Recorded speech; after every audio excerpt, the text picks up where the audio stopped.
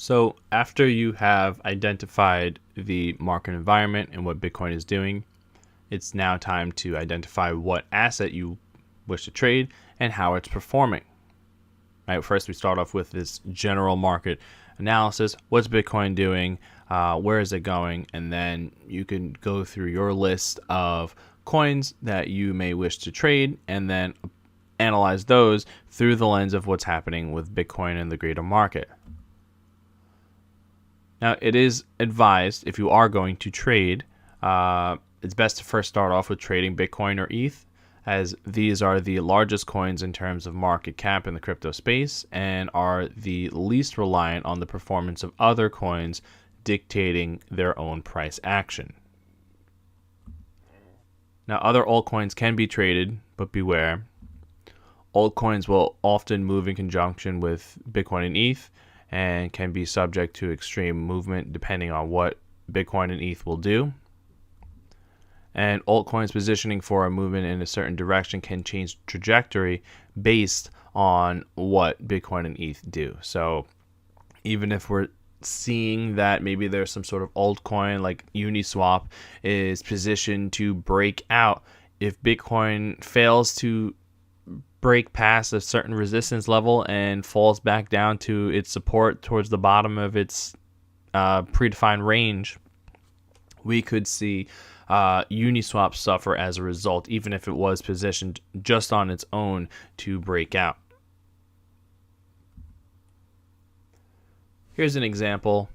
This is Bitcoin US dollar, and we're taking a look particularly in mid to late September of 2021. As we can see, Bitcoin attempted to reach a high and of about 49,000 and was rejected around this area, came back down to a low of about 39,000 and then hovered around this range between 39,000 and 44,000, pretty much sitting around this 42K important price level.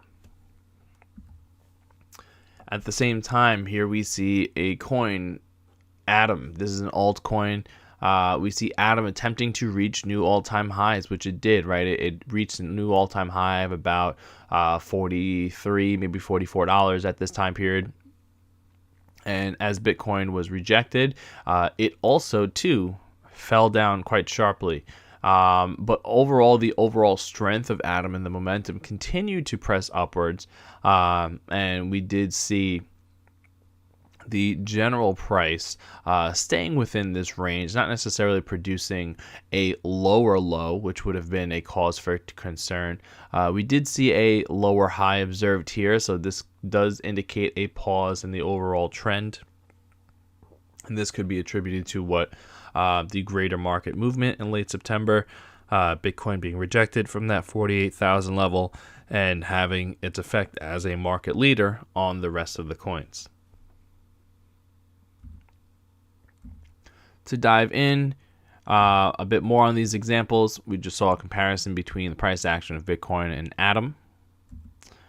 Bitcoin price 42,326 per coin, give or take. Market capitalization 816.6 billion. The volume in a 24-hour period $30.2 billion. Atom, or Cosmos, on the other hand, we saw the price was about $34.16 per coin with a market cap of $7.6 billion, so significantly smaller than Bitcoin at that particular time.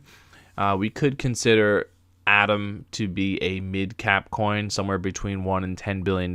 We can consider those coins to be somewhere in the middle, with coins lower than $1 billion or less than $1 billion considered to be a low cap or small cap coins. And there's also a noticeable smaller amount of trading volume in Atom. Atom only sees about $951 million traded in a 24-hour period, so it's considerably smaller, less capital traded, and overall just less of a market cap, so less investments are made in that coin. In these examples, we both saw Bitcoin and Atom suffer losses on 9/20 and 9/21. Bitcoin suffered a 16.38% loss, and Atom suffered a 35.65% loss. So we're starting to see the effects of the differences between the market, the sector leader, such as Bitcoin, and the lower cap coins, such as Atom, and how these lower cap coins are taking considerably more loss. Now, in 922, 923, and 924, we observed that Bitcoin increases the first 2 days, about 10%, but on the 24th suffers losses, a 9.99 percentage loss that almost erases the increase seen on the 22nd and the 23rd. Now, on Atom, on 922, the 23rd and 24th, Atom saw consecutive green candles on each of the mentioned days. On the third day, 924, Atom sees an overall higher close than open. The long wicks indicated increased price volatility in comparison to the days before it, which show much smaller wicks and much larger candle bodies in comparison. Once again, when we see these larger wicks, that's a sign of possible market volatility. There's a struggle, and it's also a sign of a potential shift or a potential pause in the trend. Now, the price action on 924 can be interpreted as being affected by Bitcoin's losses, where even though Atom may have been positioned to continuing to increase in valuation, the losses seen in the rest of the market have affected investor sentiment. Can also be observed in the fact that on 924, Atom's price action failed to produce a higher high than $44.49 than the highs established on 919, which was $44.69, and on 920, $44.80. So we saw that lower high. Even though we did not necessarily see lower lows, the fact that there was a lower high and a pause in that market momentum indicates that Bitcoin's losses put a stop to Atom's momentum that was continuing to move upwards.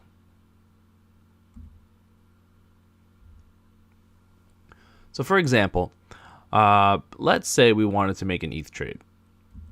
First, we want to identify the environment, the market environment, and whether or not ETH is in an uptrend, downtrend, or in a consolidation period. Here's an example.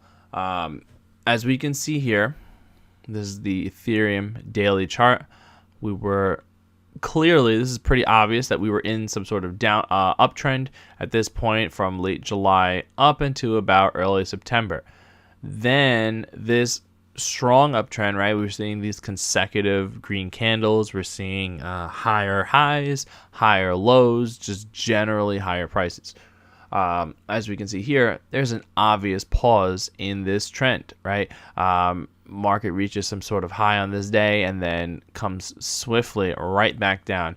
We're seeing lower highs and lower lows, especially established right here on the about the 21st and the 20th as well. We're seeing these lower lows breach past the low observed in early September. This is an indication of a shift and a break in the market structure that was previously up. Now we're starting to see a downward market structure, at least on the daily chart.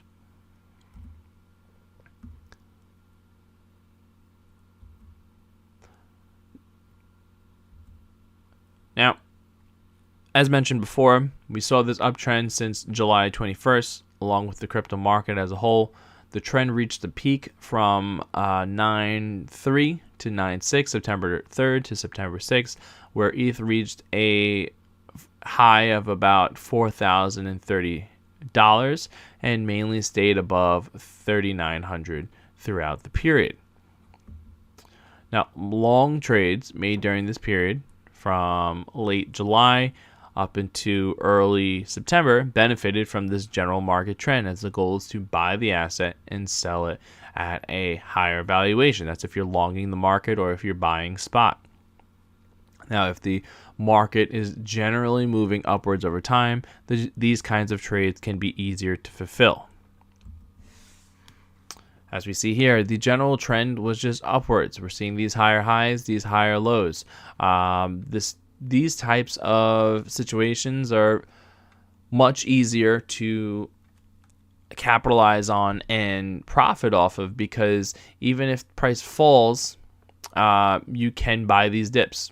And as long as you're using proper risk management, you're setting stop losses at the appropriate levels, as long as this trend remains intact, you will see upside to the trade, to the long trade. If you're not setting stop losses, that's when there could be issues, because you never know when the trend has ended, right? There's a saying in trading: the trend is your friend until the end. We clearly saw the end of this trade here, right? Even if we drew a trend line, price came through the trend line and then failed to overcome and retrace back over the trend line. So this was a clear indication that that there was a shift and a breakaway from this previous uptrend. Now, from 9/7 to the present day, we observed that the ETH uptrend had been invalidated. A series of lower highs and lower lows are seen in ETH's price action, indicating a reversal to the downside. Now, during a downtrend, spot traders or people trying to long will find trading to be much more difficult.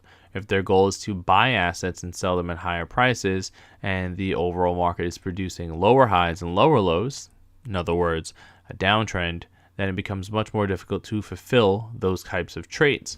And this is when you want to shift your trade bias, right? We generally want to trade with the trend. So if the trend was an uptrend, that's when you want to buy. That's when you want to long the market. We see a clear invalidation of the previous trend, and we're seeing a shift to a downtrend. This is when you want to shift your bias and shift your expectations and what kind of actions you're going to take with the market. In this types of scenario, this is the time to start shorting the market, shorting the tops, shorting when Ethereum starts reaching those levels of resistance, because the expectation is that that level of resistance is going to hold and push it back down to lower range. As we can see here, this is a clear visualization of just downtrend, right? We were previously in this uptrend. September 6th comes, price is forcefully pushed down to about $3,000, give or take, from a high of about $4,000. So that's a significant price loss in just one candle. Price retraces back up to here. This would have been a good place to open up a potential long. Even if, let's say, we consider this maybe some sort of level of support or resistance, right? There's notable resistance here. Price comes back down to here, right? It retraces back up to here. We could have potentially opened up some sort of short. Price came down to here, our previous resistance level. Now we see it as support. We could have closed our short position. Price notably bounces back up. We could have even produced another short position, because we could have said, well, it looks like there's some sort of trend line here. So this would have been an accurate play. We could have rode this down. We could have just held this short even from here. Now, let's say you bought, you entered in a long over here. Price came up. As long as you had some sort of stop loss here, right? As long as you had some sort of stop loss, at least some sort of point of invalidation. Like, all right, well, if price comes down, let's say below this low, let's say this is our swing low, price is coming up. I bought this dip, and price could come down to here, but as long as price doesn't fall below here, this trade is still good. Price came up. It came crashing back down. It's a sign of, all right, but there's a potential hard level of resistance. Something could be happening in the market. You're still in this trade as long as you had your stop loss set properly. Price comes back up. This would have been the time to close your long and take those profits, right? Price came back up. Time to take those profits, get out, and potentially even consider opening up a short position.